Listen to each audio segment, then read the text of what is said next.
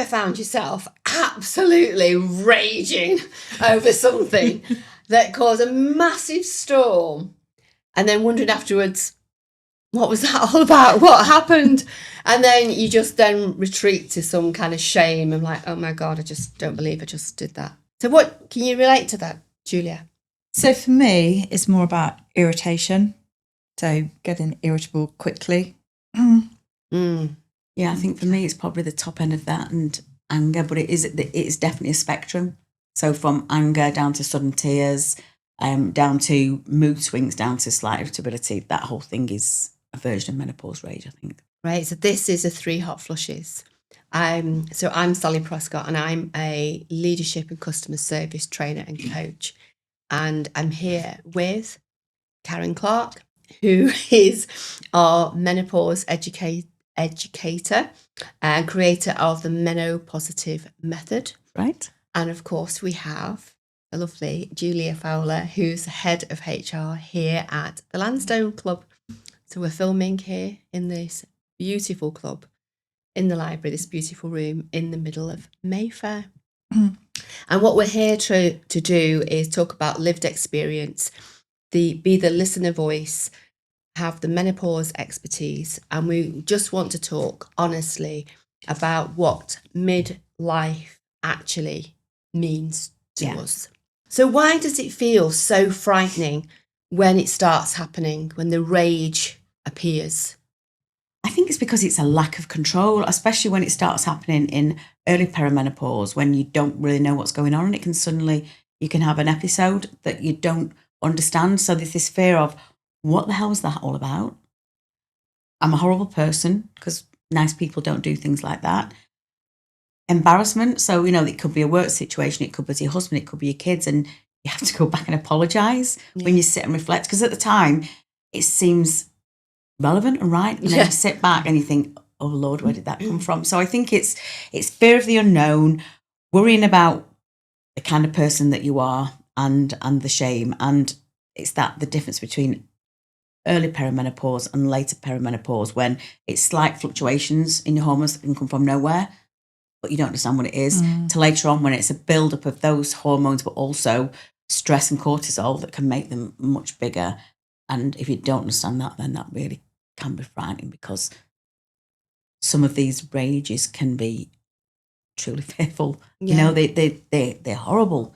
But I think it's important for listeners to know that this is your hormones, this is your nervous system in overload. It's not some kind of personality trait, or you suddenly become a psychopath. Right. Understanding that this is another symptom of fluctuating and declining hormones that are impacting other functions in your body. Right. Is what it's all about. Wow. So Julia, you said about irritability. So what's happening for you, and what is that? So for me, it can be everything just irritates me, and then you become a bit ranty. So I find myself ranting and then reflecting and thinking, I've just spent far too long going on about that. Yes. And then actually, now how is somebody perceiving me? Because I've just had a massive rant.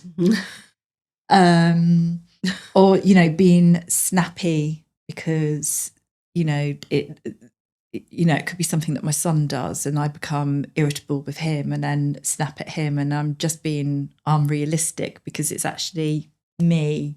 It's not him. He's just doing something that somebody of his age would normally do. Yeah.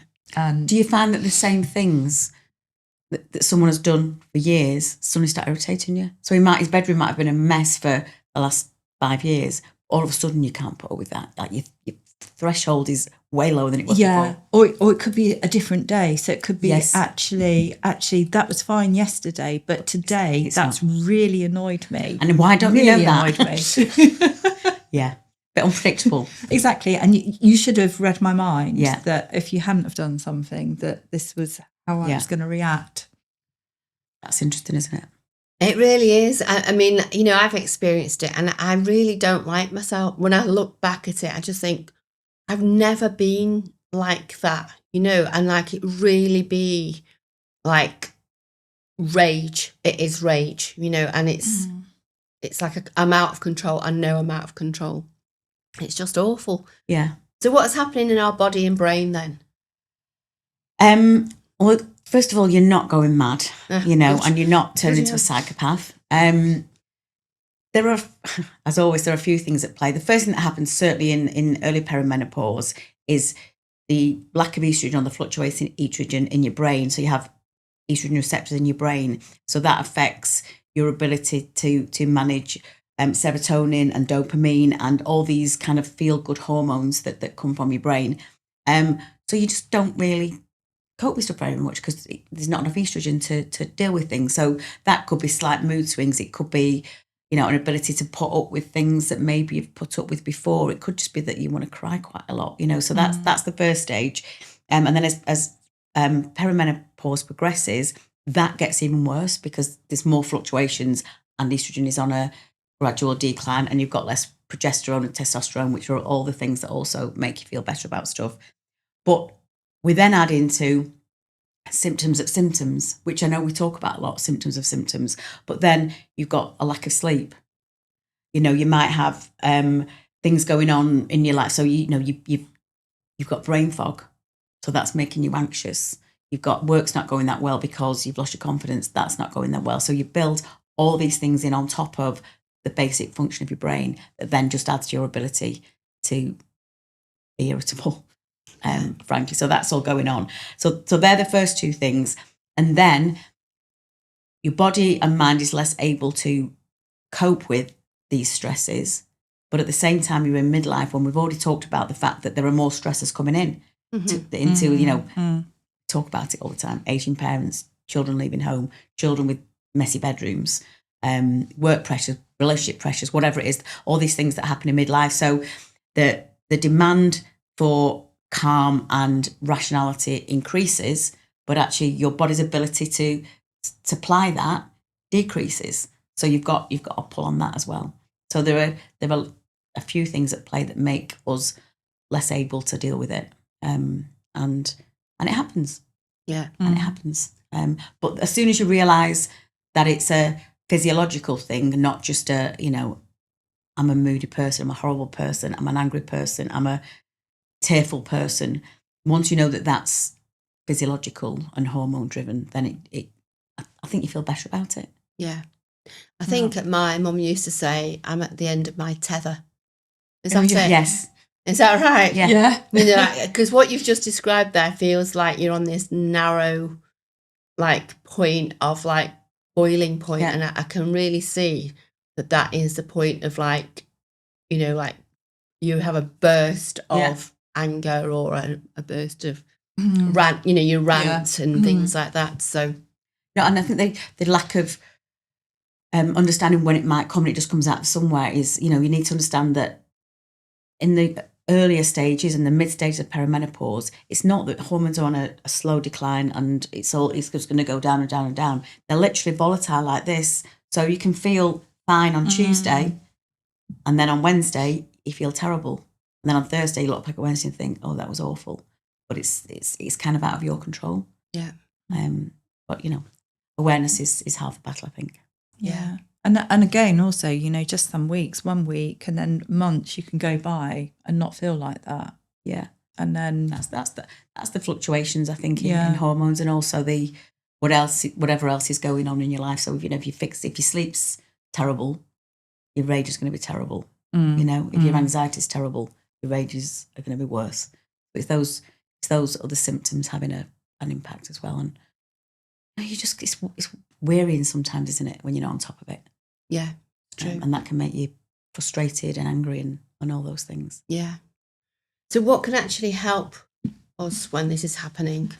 Well, surprise, surprise, it's multifaceted, as it always is.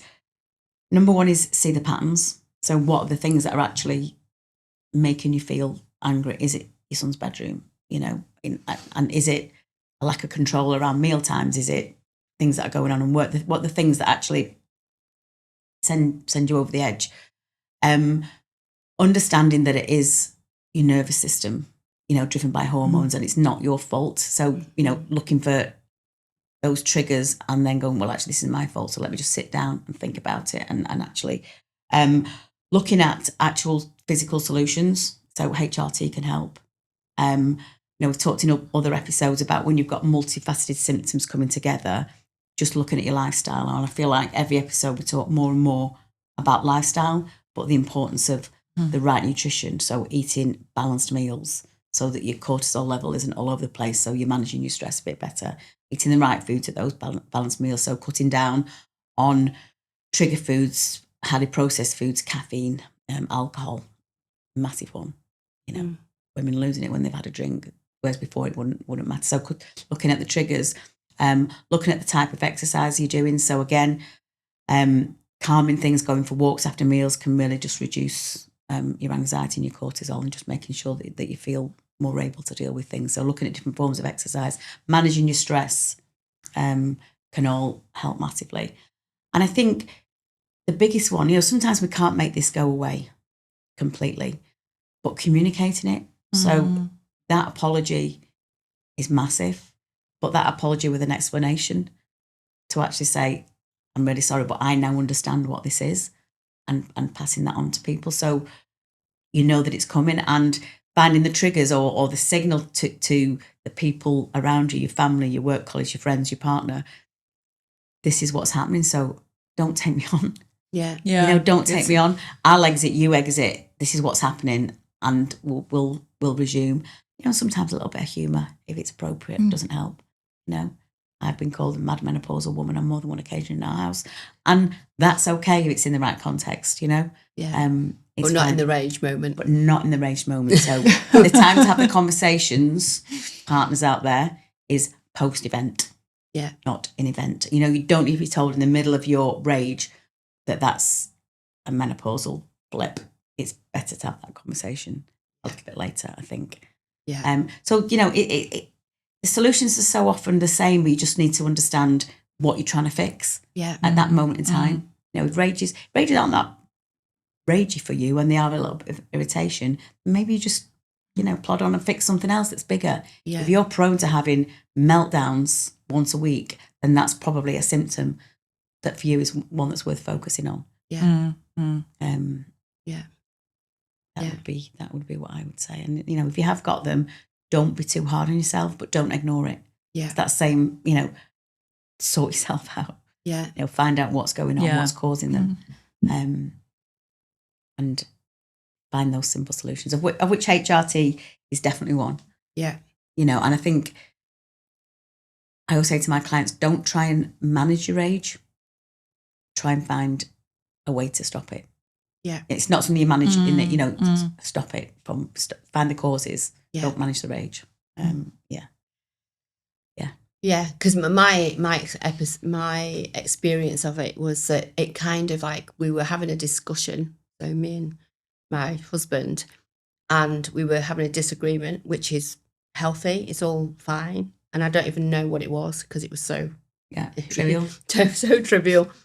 And then he left, and I was in the kitchen raging, like really sparked by whatever it was. And I know I've had it twice in perhaps a year, but I've never behaved like that before, never.